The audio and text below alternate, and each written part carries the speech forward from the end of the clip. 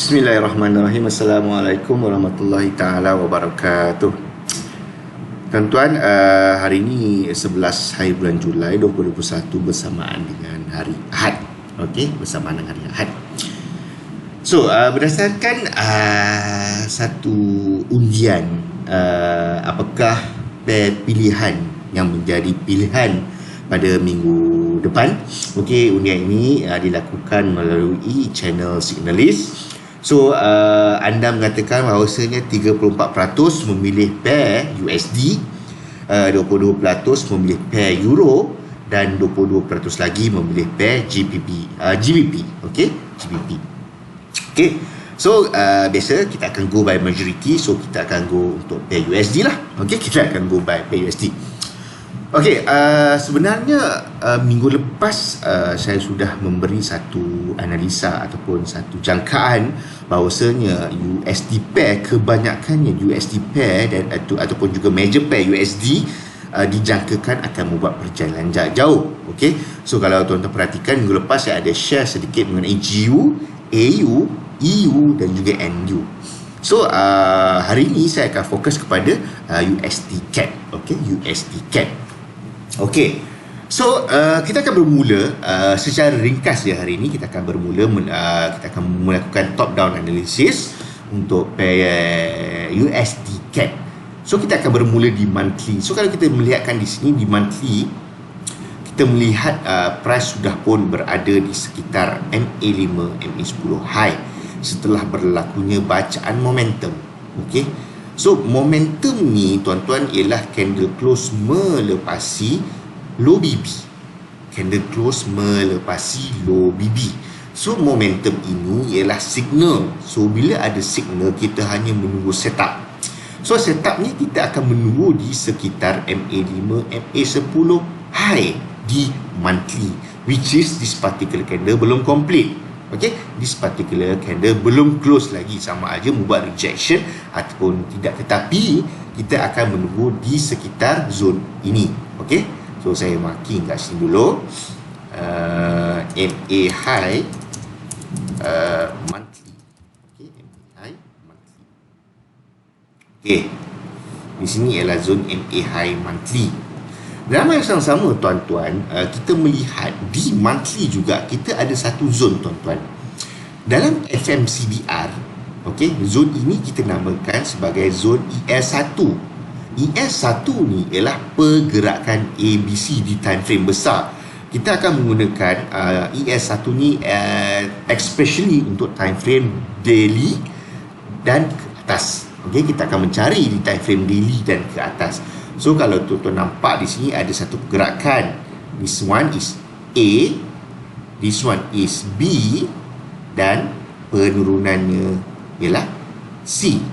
Okay, so ini ialah zone EL1 di monthly. So kita marking siap-siap tuan-tuan, EL1 monthly. So pergerakannya ABC lah. Okey. Okey.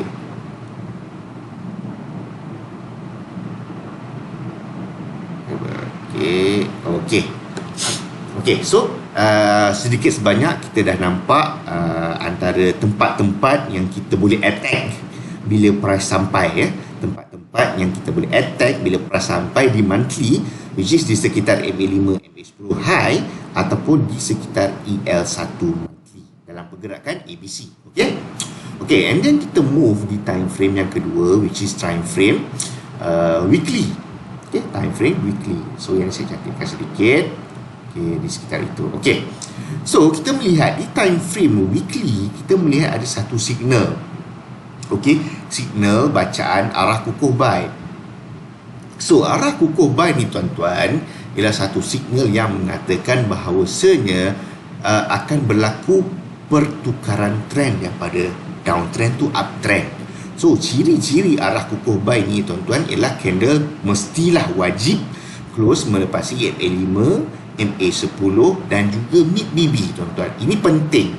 Okay? Ini penting. So bila ada signal arah kukuh, kita hanya menunggu setup yang muncul, which is kita akan menunggu di sekitar MA5, MA10 low. Okay? MA5, MA10 low. So ini ialah NA low weekly, which is kita menunggu price datang, reject sebelum kita mengambil sebarang setup buy untuk follow arah di weekly. Okey, di sini juga kita melihat adanya pemecahan pemecahan mother candle. Okey, so dalam FFNCBR kita ada dua syarat penarikan Fibonacci, which is satu dominant break, yang kedua ialah CB1 break. So ini ialah antara syarat yang pertama ialah dominant break, di mana at least ada 3 batang candle di dalam mother candle. Candle ketiga berjaya break dia punya body, dia punya body atas. So kita layak untuk melakukan satu penarikan Fibonacci. Kita ambil daripada sinilah. Okey, so jangkaannya tuan-tuan, jangkaannya dia mencari di sekitar kawasan ini. Okey, ini ialah sekitar kawasan 423 tuan-tuan. Ini ialah kawasan 423 di monthly.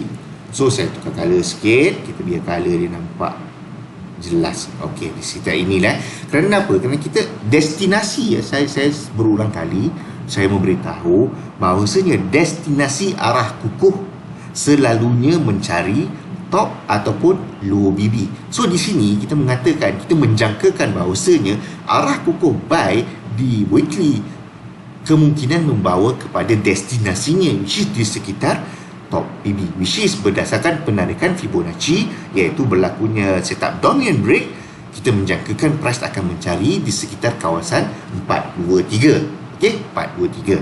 So itu destinasi setelah berlakunya arah kukuh, arah kukuh. Okey, and then kita move to the time frame, which is time frame daily. Okey, so kita nampak di sini. Okey, di sini ialah zone EL1 monthly, ini low weekly. Okey, ini ialah sekitar TP-TP di monthly lah, sekiranya kita membuat keputusan ataupun kita nak follow arah di weekly. So bila kita nak follow arah di weekly, kita perlu tunggu setup di weekly. Tuan-tuan boleh ingat kita trade berdasarkan time frame. Okey, so kita tengok setup signal yang berlaku di time frame itu sendiri. So kalau tuan-tuan pilih time frame weekly, tuan-tuan tunggulah setup di time frame weekly.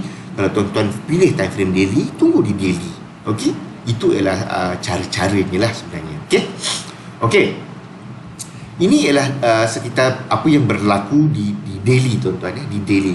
Kita melihatkan, okey, di sini ialah, kalau tuan-tuan perasan, ini ialah kawasan-kawasan arah kukuh buy di H4. So ciri-ciri arah kukuh buy di weekly.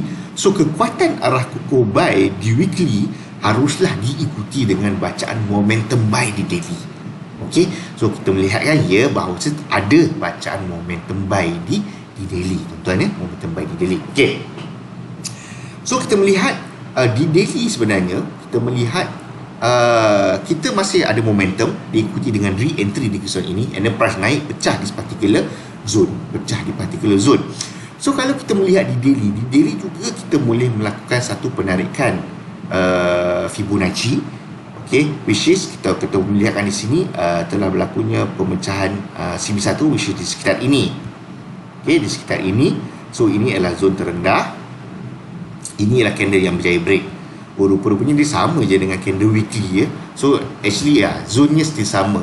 So kita melihat kawasan-kawasan yang kalau kita pilih untuk kita buy, ataupun kalau kita melihat daripada penarikan Fibonacci itu sendiri, kita melihat zon-zon 261 telah pecah. Okay?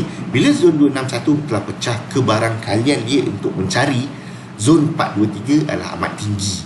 Kebiasaannya, bukan selalu kebiasaannya, kita trade berdasarkan probability, tapi kebiasaannya dia akan mencari zon-zon 423, which is ini adalah antara zon-zon tertinggi di monthly tuan-tuan, di monthly.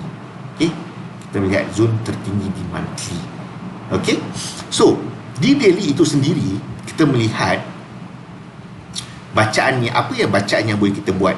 Di sini ada satu candle yang tidak berjaya close menepasi top BB tuan-tuan. Bila ada satu candle yang kita tak berjaya close melepasi low top BB, kita boleh baca mengatakan bahawasanya ini ialah kerana market hilang volume.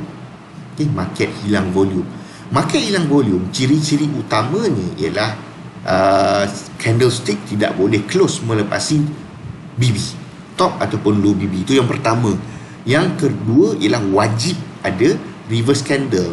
Okay, ini ialah reverse candle. Ya, ini ialah reverse candle. Wajib ada reverse candle. Okay, and then entry selalunya akan dilakukan pada retest candle. Syaratnya retest candle itu haruslah tidak boleh close melepasi zon tertinggi di sini. Okay, zon tertinggi di sini. Okay, itu MACD. Tetapi dalam masa yang sama, dia masih ada arah kokoh, dia masih ada arah buy. Arah buy ialah candle close melepasi MA5, MA10 high. So ini masih lagi dalam keadaan arah buy. Okay, bila ada arah buy, kita hanya menunggu kedatangan re-entry buy, which is di sekitar ini, tuan-tuan. Okay, ini ialah zon-zon yang kita tunggu untuk kita follow, untuk kita mencari buy. Okay, saya marking siap-siap. Okay, kita mencari buy. Okay, di situ. Okay, ini ialah sekitar zon-zon yang kita cari buy di sekitar MA5, MA10 low di daily. Okay, MA5, MA10 low di daily, di sekitar ini, tuan-tuan ya. Okay, clear. Okay, so di sini kita melihat kita boleh melakukan pelbagai bacaan, pelbagai projection, tuan-tuan. So terpulang kepada tuan-tuan untuk mencari apakah setup ataupun signal yang tuan-tuan nak follow.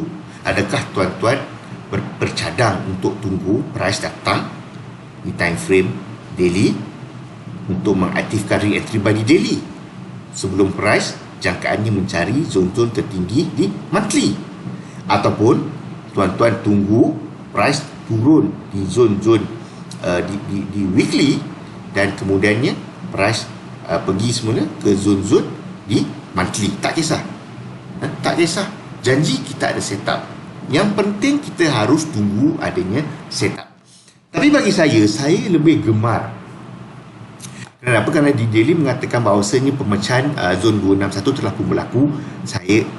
And then saya menjangkakan price akan mencari zon 423, which is di zon 423 ini kita ada satu zon which is MA high di monthly, dan dalam masa sama kita ada ES1 di monthly. So kepada yang gemarkan swing, kita boleh tunggu di area-area MA high monthly ataupun di ES1 monthly. Okey, ES1 di monthly. So kalau kita melihatkan dekat zon 423 ni pun kita ada satu zon di sini.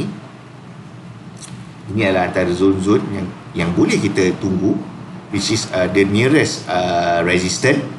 Okay, the nearest resistance. And then di sini pun ada satu near resistance juga. Okay, di sini ada satu, di sini ada satu. So adakah price akan datang retest ataupun break? Terpulang pada market kerana market ialah still adalah 50-50. Okay, so untuk UCAT, apa pandangan tuan-tuan? Adakah tuan-tuan mencari setup sell untuk follow re-entry buy, potensi re-entry buy di monthly, ataupun tuan-tuan dalam masa yang sama akan follow dulu ataupun mencari buy terlebih dahulu? Kerana apa? Kerana kita tahu zon 261 di daily telah berpecah, kemudian price akan mencari zon 423 di daily, kemudian barulah kita akan mencari sell di sekitar ini terpulang. Terpulang. Tapi yang penting tuan-tuan perlu tunggu setup. Itu yang paling utama. Bila ada setup, barulah kita mengaktifkan pembacaan multi time frame. Okey, pembacaan multi time frame. Okey, pembacaan multi time frame ni penting untuk kita mencari entry terbaik. Okey, entry terbaik di samping penggunaan risk yang minimum. Okey, itulah antara objektif multi time frame sebenarnya, untuk mencari entry terbaik dan pengurangan untuk meminimumkan pengambilan risk kita. Okay, supaya kita berjaya minimumkan risk ataupun loss yang mungkin kita akan buat sekiranya market reverse. Itu yang penting, itu yang paling penting. So secara rumusannya kita melihat bahawasanya price sudah pun berada di sekitar zon MA high di monthly. Okey, di monthly, tetapi price masih belum close. So maybe bulan depan baru kita boleh tengok And then dalam masa yang sama juga di monthly ada potensi EL1 which is dalam pergerakan ABC di sekitar zone MA high juga, sedikit saja perbezaannya, tak mengapa. Okay, itu di monthly. So di weekly kita ada bacaan arah kukuh buy. So bila ada signal arah kukuh buy, kita hanya menunggu re-entry buy di sekitar zone MA low di weekly which is di sini. Setelah berlakunya arah kukuh buy di weekly, dan dalam masa yang sama arah kukuh buy di weekly membawa bacaan momentum buy di daily. Okay, so validity ni ialah agak kuat, tetapi tidak disertakan dengan pemecahan zone CB1, tetapi dia ada dominant break di weekly. Okay, so dominant break di weekly dalam masa yang sama berlaku pemecahan CB1 di daily. Okay, di daily pemecahan CB1. So bila ada pemecahan CB1, dia sudah pun break zone 261, kita saya menjangkakan dia akan cuba mencari zone 423 which is di antara zone-zone MA high di monthly, tuan-tuan. Di monthly ini ialah target saya sebenarnya untuk saya mencari sell. Okey, untuk saya mencari sell. So di daily kita melihatkan sekarang ini candle tidak berjaya membuat bacaan momentum buy. Di sekarang ini adalah masih lagi dalam keadaan MACD buy, tetapi dalam masa yang sama this particular candle membuatkan bacaan arah buy. So bila ada arah buy, kita tunggu di sekitar MA5, MA10 low di daily untuk kita tunggu setup. If berlakunya rejection, berlakunya setup re-entry buy di daily. Okay, so apa yang tuan-tuan boleh tunggu? Tuan-tuan boleh tunggu re-entry buy di daily, tak ada masalah. Tuan-tuan boleh tunggu re-entry buy di weekly pun tak ada masalah. Ataupun tuan-tuan tunggu re-entry sell di monthly. Di monthly. So itu adalah sekadar brief ataupun summary jika kita melihat penggunaan bacaan untuk 3 time frame which is monthly, weekly dan daily. Pada saya akan saya lebih kepada swinger ataupun intraday. So saya kemungkinan besar saya akan menunggu di sekitar MA high di monthly ataupun EL1 di monthly ataupun di sekitar zone 423 ini untuk mencari setup sell. Okay, tapi untuk intraday ataupun untuk scalpers, intraday especially untuk di daily, actually di daily pun boleh kita buat swing, so tak ada masalah. Tapi kita boleh melihatkan bahawasanya di daily kalau kita nak buy tak ada masalah, kita menunggu di sekitar MA5, MA10 low, ataupun sekiranya tiada setup yang berlaku di sini, kita boleh menunggu di sekitar MA2 weekly. Kemungkinan price akan turun. So kita ada banyak prediction ataupun jangkaan yang kita boleh buat. Kemungkinan price akan turun begini, reject and then naik ke situ, ataupun price boleh turun lagi untuk mencari weekly dan kemudiannya naik untuk mencari di sekitar 423, ataupun price boleh terus turun kerana price pun sudah mencapai di sekitar MA high di monthly. So kemungkinan besar dia boleh mencari MA low di monthly pun kemungkinan itu mungkin berlaku. Okey, mungkin berlaku. So diharap analisa ini sedikit sebanyak dapat membantu, dapat memberi sedikit idea apakah yang perlu dilakukan pada minggu hadapan, apakah perlu kita lihat, apakah setup-setup yang bakal muncul pada minggu hadapan. So kita perlu tunggulah market buka esok pukul 5 ataupun 6 pagi. Okay, so sekali lagi saya perlu jelaskan bahawasanya ini adalah sekadar mapping, analisa mapping untuk menentukan potensi arah perjalanan market pada minggu hadapan. Okay, sebarang pengambilan buy ataupun sell perlulah diikuti dengan signal dan diikuti dengan setup. Bila berlakunya signal, kita tunggu setup. Bila ada setup, barulah kita akan mengaktifkan pembacaan multi time frame untuk mencari entry terbaik. Okey, sekian dulu daripada saya. Semoga analisa mapping ini dapat membantu anda dalam menentukan keputusan dalam trading anda untuk minggu hadapan. Sekian, wassalamualaikum warahmatullahi taala wabarakatuh.